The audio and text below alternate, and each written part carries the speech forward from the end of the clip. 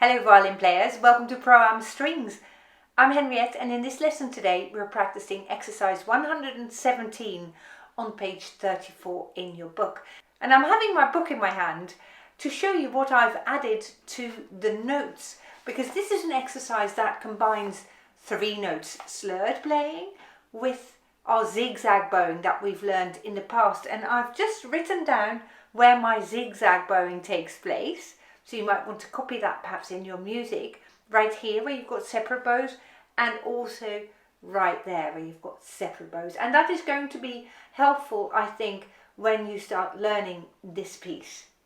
And at the end of the lesson, I'm hoping that you feel confident combining 3 notes slurred with zigzag bowing, and you will distribute your bowing properly so that you can combine these separate bows with the slurs. So let's go ahead and let's get started. I'll count us in for 3. 1, 2, 3.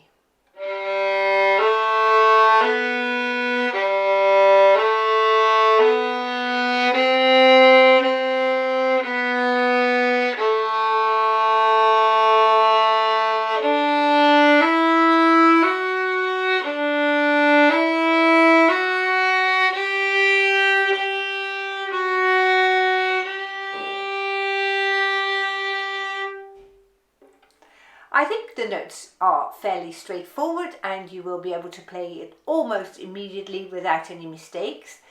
So let's just think about those zigzag bowings again and work out what happens there. I'm going straight into bar 3. We've got the 3rd finger there and I'm going to play slightly longer, then a tiny bit back on the middle note, and now I'm finishing my bow stroke. And it's this last bit, finishing the bow stroke to the point of the bow, that is going to create space for the next long bow that follows.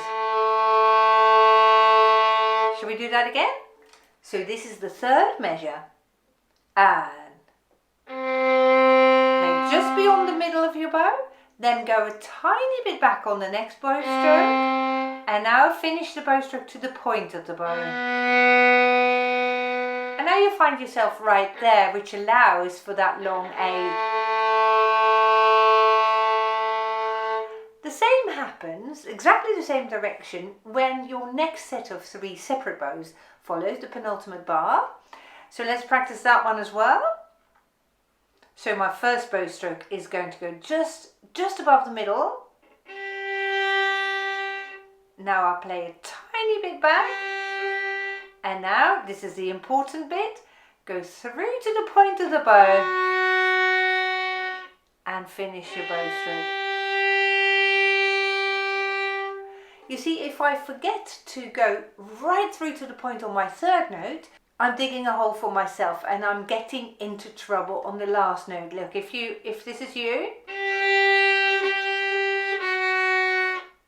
and I'm not following through enough, then I'm running out of bow right here. I need more bow, you see, so that is why that 3rd note of your zigzag bowing is so important. That one. It's super important that it carries on to the point. Shall we play this whole piece one more time, right from the start? 1, 2, 3.